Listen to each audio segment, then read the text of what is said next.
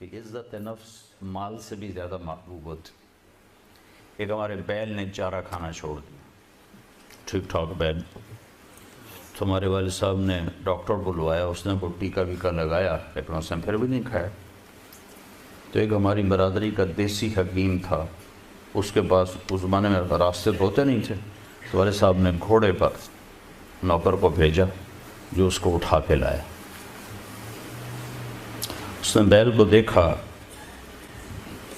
کہنے لگا میاں صاحب اس کو پٹھے کون ڈالتا ہے؟ چارہ. کہا جی یہ ہے ہمارا کسائی، دتو کسائی، اللہ دیتا نام تھا، دتو کیا کہتا ہے، دتو کسائی.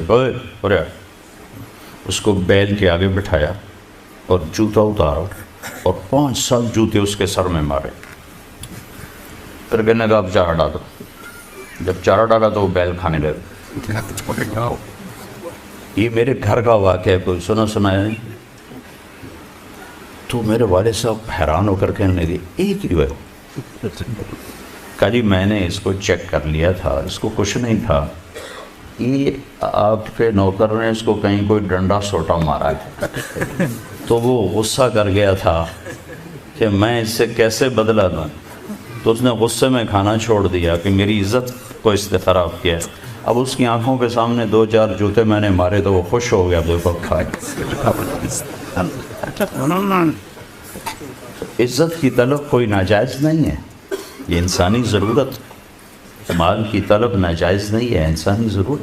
ہاں اس کے حدود ہیں، اس کے اندر تو ضرورت ہے، اس کے باہر پھر کہیں تکبر بن جاتا ہے، کہیں ظلم بن جاتا ہے، کہیں زیادتی ہے. حدود کے اندر تو. ایک حدیث سنا دیتا ہوں، کسی مسلمان کو عزت دینا کتنا ضروری ہے. میرے نبی نے فرمایا 1 روپیہ سود کھانا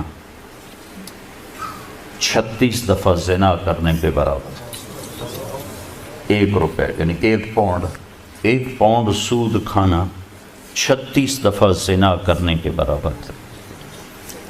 اس کے بعد آپ نے فرمایا اور تمہیں بتاؤں سب سے بڑا سود کیا ہے؟ جب 1 پاؤنڈ کا سود 36 دفعہ زنا کے برابر ہے تو آپ نے فرمایا اب تمہیں بتاؤں سب سے بڑا سود کیا ہے؟ الاستطالۃ فی عرض المسلم، مسلمان کو بعزت کرنا سب سے بڑا سود.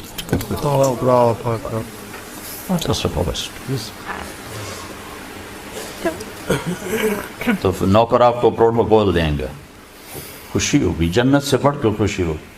تو نوکر چلے جائیں گے، پھر اللہ کا اشارہ ہوگا، ٹک ٹک ٹک ٹک ٹک ٹک ٹک دروازے کھلیں گے تو اب فرشتے آئیں گے. والملائکۃ یدخلون علیہم من کل باب، اب یہ کروڑوں کی تعداد میں آئیں گے، کہیں گے سلام علیکم سلام علیکم سلام علیکم.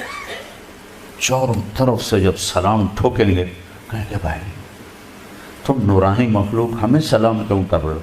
کہیں گے بما صبرت، وہ جو آپ نے لندن میں صبر کی زندگی گزاری، یہ اس کے بدلے میں ہمیں اللہ نے کہا جاؤ سلام کر. غفلت کے دیس میں آپ نے بیدار ہو کے زندگی گزاری، اندھیر نگری میں آپ نے اللہ کو سامنے رکھ کے زندگی گزاری.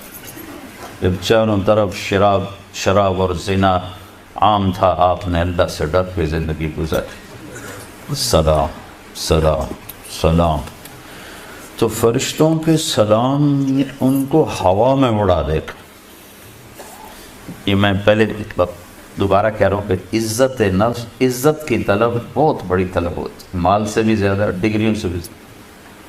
تو فرشتوں کا سلام انہیں ہوا میں اڑا. فرشتے ابھی وہ اس سلام کا مزہ لے رہے ہوں گے کہ فرشتوں نے سلام. اور آئیڈیل ہوم بتا رہا ہوں، آئیڈیل. تو ایک دم میرے رب کا عرش ایسے کھلے گا، ایک دم نور بھی نور چھا جائے گا. جب ایسے آنکھیں اٹھا کر دیکھیں گے واہ واہ واہ، اللہ سامنے ہوگا اور اللہ کہے گا سلام قولا من رب الرحیم، اب تمہارا رب بھی تمہیں سلام پیش کرتا. اور پروٹوکول کی آخری حد تمہارا رب تمہیں سلام پیش کرتا ہے، سلامان قولا من رب الرحیم، رب رحیم۔ اے میرے بندو، اے میری بندیو، جنہوں نے دنیا میں مجھ سے ڈر کے زندگی گزاری، میں تمہارا رب تمہیں سلام پیش کرتا ہوں اور تمہیں مرحبا کہتا ہوں، تمہیں ویلکم کرتا ہوں۔ پھر میرے نبی نے فرمایا اللہ ہر ایک کا نام لے کر حال پوچھے گا، ہر مرد عورت کا نام لے گا، نام لے کر گئے کیا حال ہے، ٹھیک ہے، کوئی تکلیف تو نہیں، کوئی حاجت تو نہیں، کوئی پریشانی تو نہیں۔ تو جب یہ اللہ کو دیکھیں گے کہیں گے یا اللہ ہم تو تیری عبادت ہی نہ کر سکتے، ہمیں تو پتہ ہی نہیں تھا تو ایسے حسن و جمال والا ہے، کیا یہ ہو سکتا ہے کہ ہم تو یہ ایک سجدہ کریں جیسے لندن میں کرتے تھے؟ یہ وہی کہہ سکیں گے جو نماز پڑھتے تھے، جو نہیں پڑھتے وہ کیسے کہہ سکیں؟ کیا یہ ہو سکتا ہے کہ ہم تمہیں ایک سجدہ کریں جیسے دنیا میں کرتے تھے؟ تو اللہ تعالیٰ فرمائیں گے میرے بندو اب پوزیشن بدل چکی ہو، حیثیت بدل چکی، حیثیت، پوزیشن۔ یا لگو کیسے کہ دنیا میں تم بندے تھے اور میں تمہارا مالک تھا، تم نوکر تھے اور میں مالک تھا، ٹھیک، تم ایمپلائی تھے، تمہاری زبان، تم میرے ملازم تھے اور میں تمہارا مالک تھا، تو تمہارے ذمے میری مانگ کے چلنا، میری عبادت کرنا، نمازیں پڑھنا، روزے رکھنا تمہارے ذمے تھا۔ اب جنت میں آ کے حیثیت بدل گئی ہے، اب تم مہمان ہو اور میں تمہارا میزبان ہوں۔ کیا ہوسٹ کہتے ہیں میزبان کو؟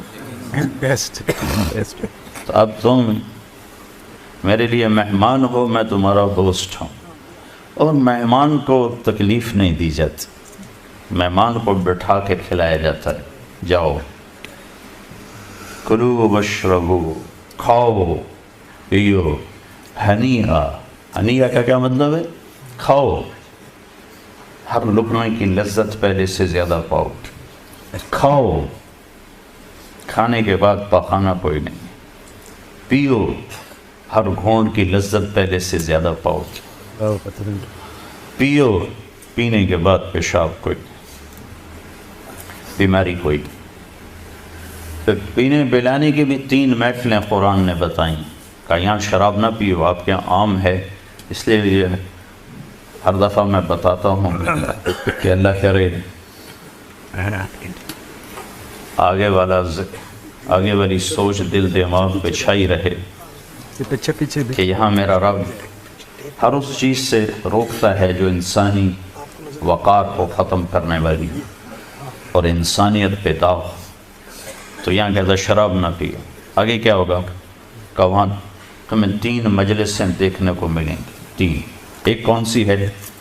ان الابرار یشربون من کاس کان مزاجها کافورا، وہاں دیکھو گے نیک بندے بندیاں خود اپنے ہاتھوں سے ڈال کے پی رہے ہوں گے۔ یہ جنت کا سب سے چھوٹا درجہ ہے، کیسے ڈالیں گے پئیں گے، ڈالیں گے پئیں گے۔ ایک درجہ اس سے اوپر ہے VIP، وہاں کیا ہے؟ وَيُسْقَوْنَ فِيهَا كَأْسًا كَانَ مِزَاجُهَا زَنْجَبِيلًا، وہاں ان کو خدام پلا رہے ہوں، سرونٹس، نوکر، فرشتے نوکر ڈال کے پیش کریں اور سامنے حاضر کریں، یہ ریچ، یہ ریچ، یہ ریچ، یہ ریچ۔